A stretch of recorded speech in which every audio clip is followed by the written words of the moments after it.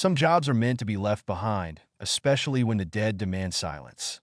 Elliot had been the cemetery keeper at Briarwood Memorial for over 20 years. Tucked away at the edge of a sleepy town, the cemetery was sprawling, with crumbling tombstones that dated back centuries. Most of the locals avoided it, speaking in hushed tones about the strange happenings there. Elliot had heard the whispers, stories of voices echoing through the graveyard at night, shadows moving among the tombstones, and the faint sound of bells. But he'd never been one to believe in ghost stories. To him, it was just a job, a quiet place where he could work in peace.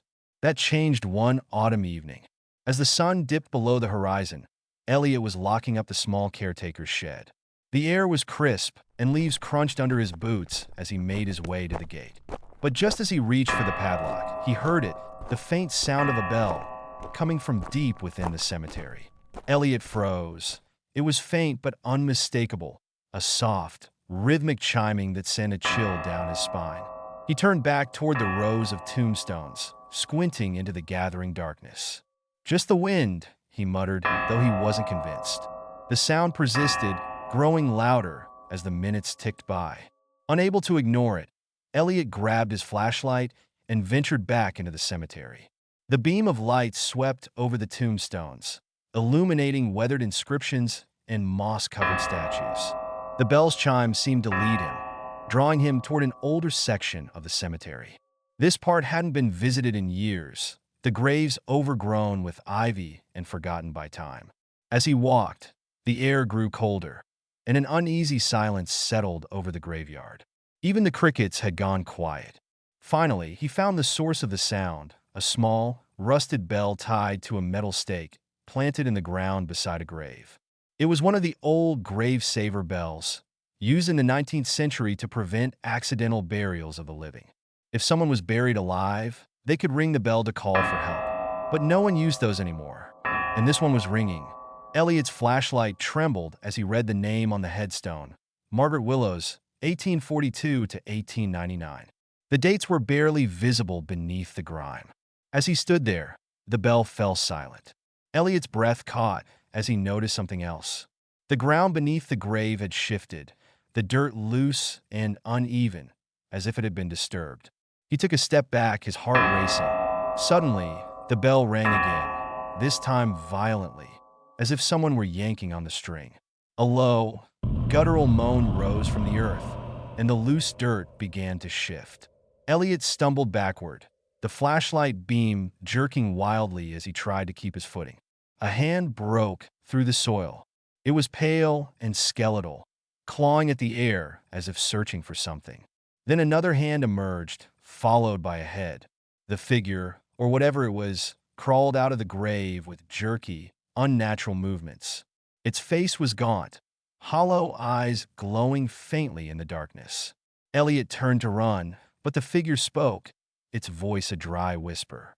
"You let them forget me." The words froze him in place. He turned slowly to see the figure standing upright now, its tattered burial clothes hanging loosely from its emaciated frame. "I kept them alive," Elliot stammered. I kept their stories alive." The figure tilted its head, studying him. Then it raised a bony finger, pointing toward the caretaker's shed. The next morning, Elliot packed his things and left Briarwood Memorial for good. He didn't tell anyone what had happened, and he never looked back. But the locals noticed something strange. The graveyard's bell no longer rang, and the air around Margaret Willow's grave grew still, as if the earth itself had been silenced. To this day, no one dares visit Briarwood after dark. Some say Margaret finally found peace. Others say she's still waiting, her bell ready to call the next unlucky soul who forgets her name. What would you have done if you heard a bell in the dead of night? Let us know in the comments, and don't forget to subscribe for more chilling tales. Until next time, stay safe and listen carefully. When the past refuses to stay buried, it comes searching for answers. Lila loved her weekend photography trips. There was something calming about capturing forgotten places, abandoned buildings, overgrown parks, and crumbling cemeteries. Her favorite spot was St. Hollows Cemetery, a sprawling graveyard hidden deep in the woods. Few people visited it anymore, and its eerie atmosphere made for stunning, haunting photos. One gray afternoon, Lila decided to explore a part of the cemetery she hadn't yet ventured into. The older section was nearly swallowed by nature, tombstones tilted at odd angles, vines snaking over weathered names. As she wandered, her camera clicked steadily, capturing the beauty of decay. Then she saw it, a patch of ground unlike the others. The earth was disturbed, the grass uneven and yellowed. There was no headstone, no marker of any kind. Just an unassuming mound of soil, as if someone had buried something there recently. Lila's curiosity flared. She snapped a photo, the lens capturing the stark contrast between the fresh soil and the surrounding, untouched graves. She lingered for a moment, her eyes scanning the area, before moving on. But as she walked away, she couldn't shake the feeling that she was being watched. That night, Lila uploaded her photos to her laptop. As she reviewed the day's shots, the image of the unmarked grave stood out.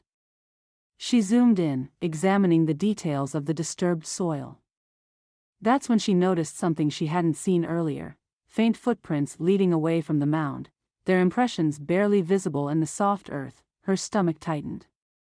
Probably just an animal, she told herself, though the footprints were oddly human in shape. As she continued flipping through the photos, her screen flickered.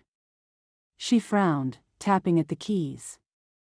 The image of the unmarked grave froze, the screen dimming as a strange static noise filled the room. And then, faintly, she heard it, a voice, low and whispering, coming from her speakers.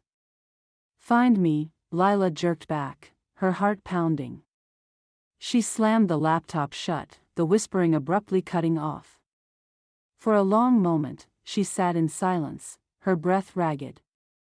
"Just the wind," she muttered, though she didn't believe it. The next day, Lila couldn't resist returning to the cemetery.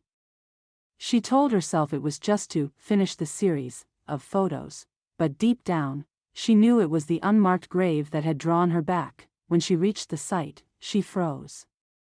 The mound of soil had changed. The earth was freshly disturbed again, as if someone had dug there overnight. This time, faint claw-like marks marred the surface, trailing away into the forest.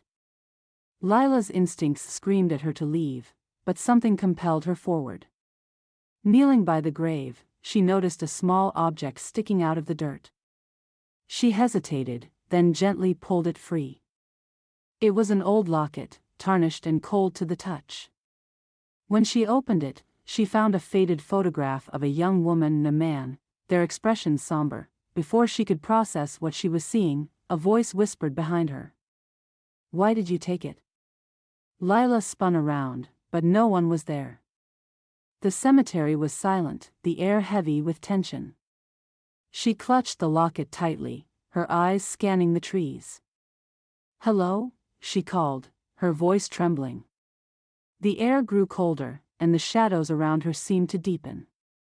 Then, from the corner of her vision, she saw movement. A figure was standing at the edge of the clearing, its form hazy and shifting, as though it weren't entirely solid. It began to move toward her, its footsteps silent but deliberate. As it neared, Lila could make out more details: a woman in a tattered dress, her face pale and expressionless. But her eyes, they burned with an intensity that made Lila's blood run cold. "You found it," the figure whispered, its voice hollow. I didn't mean to," Lila stammered, holding up the locket. "I can put it back." The woman shook her head slowly. "No. You must finish it. Find the rest." "The rest?" Lila asked, her voice barely above a whisper. Before she could get an answer, the figure vanished, dissolving into the air like mist. The cemetery was silent once more, but the weight of the locket in her hand felt heavier than ever. Over the next few weeks, Lila found herself drawn back to the unmarked grave again and again. Each time, she uncovered more clues: fragments of letters, a rusted ring, and finally, an old journal detailing a forbidden love and a betrayal that ended in murder. The locket story was pieced together, and with it, the restless spirit seemed to find peace. The cemetery grew quiet, the mound of soil finally settling undisturbed. Lila never told anyone what she experienced, but she stopped visiting cemeteries after that. Photography no longer felt like a hobby, it felt like an invitation to something she wasn't ready to face again. What would you have done if you uncovered an unmarked grave? Share your thoughts in the comments, and don't forget to subscribe for more tales that dig deep into the unknown. Until next time, tread carefully. Some mysteries don't want to be solved. Not every statue in the cemetery stands still. For years, locals had whispered about the weeping angel of Crestwood Cemetery. The statue stood tall at the center of the graveyard, its head bowed, hands covering its face as if eternally mourning. Its marble surface was weathered and cracked, streaked with years of rain. People said that if you visited the angel at night, you could hear it weep. Caroline didn't believe the stories. She was a skeptic, always looking for logical explanations. So when her friends dared her to visit the cemetery after dark, she didn't hesitate. Armed with a flashlight and a camera, she walked through the rusty gates under the cover of night. The cemetery was eerily quiet, the moonlight casting long shadows over the tombstones. Her boots crunched on the gravel path as she made her way to the statue.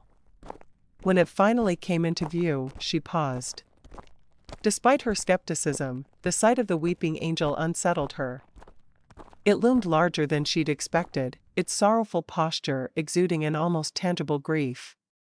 She lifted her camera and snapped a photo. As the flash illuminated the angel, Caroline thought she saw something move in the corner of her eye. She lowered the camera, her heart skipping a beat, but the cemetery was still. Shaking her head, she dismissed it as nerves. She circled the statue, her flashlight casting a warm glow over its surface. "Just a hunk of rock," she muttered, more to reassure herself than anything else. But as she stepped closer, she noticed something odd, streaks of moisture trailing down the angel's face, glistening in the light. It looked like tears. Caroline's pulse quickened. Condensation, she told herself, reaching out to touch the marble. The surface was cold and dry. She frowned, wiping her hand on her jeans. A sudden rustling sound behind her made her spin around, flashlight sweeping the darkness. Nothing. Just rows of tombstones and gnarled trees swaying gently in the breeze. But the feeling of being watched prickled at the back of her neck. Then she heard it, a faint, muffled sob. The sound was soft but unmistakable, coming from the direction of the angel. Caroline turned back to the statue, her hands trembling as she raised the flashlight. The angel hadn't moved. Its hands still covered its face, its posture unchanged. But the sobbing grew louder, filling the air around her. "Who's there?" she called out, her voice shaking. The sobbing stopped abruptly, replaced by a heavy silence. Caroline's breath hitched as the beam of her flashlight flickered. She slapped it against her palm, muttering under her breath. When the light steadied, she froze. The angel's hands had shifted. They were no longer covering its face, but reaching outward, as if beckoning her closer. Its eyes, once hidden, were hollow and dark, staring directly at her. Caroline stumbled backward, her flashlight falling to the ground. The beam cast wild, erratic shadows as it rolled, making the angel seem to loom larger. She scrambled to pick it up, her heart pounding in her ears. "Leave," a voice whispered, low and mournful. Caroline spun around, but no one was there. When she turned back, the angel had moved. It was closer now, its marble arms outstretched, its head tilted as if studying her. Panicking, she bolted for the cemetery gates, the flashlight beam bouncing wildly in front of her. The sound of stone scraping against stone followed her, growing louder with each step. She didn't dare look back. Caroline didn't stop running until she was safe inside her car, the doors locked and her hands gripping the steering wheel. She looked back at the cemetery, half expecting to see the angel standing at the gates. But the graveyard was empty, silent except for the rustling of leaves. She never returned to Crestwood Cemetery, but the experience haunted her. Friends who visited afterward claimed the angel looked different, its arms no longer reaching out, but folded over its chest as if guarding a secret. Some say the weeping angel only moves when it finds someone it deems worthy of its sorrow. Others believe it's a warning, a guardian protecting the cemetery's dead. Caroline didn't care to find out. Would you dare visit the weeping angel at night? Share your thoughts in the comments, and don't forget to subscribe for more stories that will keep you looking over your shoulder. Until next time, remember, not all statues stand still.